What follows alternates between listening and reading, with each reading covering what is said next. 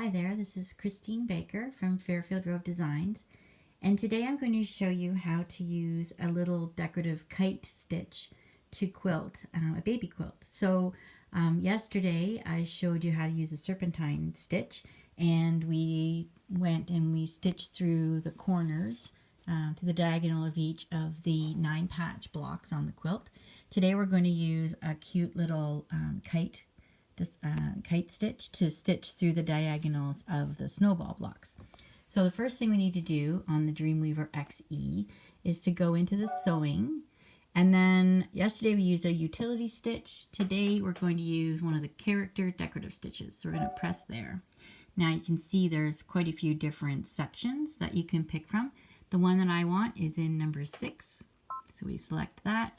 And then it's actually number 078. So we're just going to press the down button until we get to the 70s. And it's this one right here. So once I select that, it shows up here what it's going to look like. And it also shows me which of the feet it wants me to use. So I've already gone ahead and put the end foot on the machine. I'm also going to ask it to do the laser. Because even though this isn't a straight stitch, it's still going to give us an idea, a visual of where the diagonal other end of the block is. So we're going to use that a little bit. So now that it's all set up with the stitch, you can see it's lined up on the machine here. There's the laser. So I'm going to press the foot down button. That puts the foot down. The light's green. That means we're good to go. I'm not actually using the light for the go stop. I'm going to use the foot just because that's what I like to do.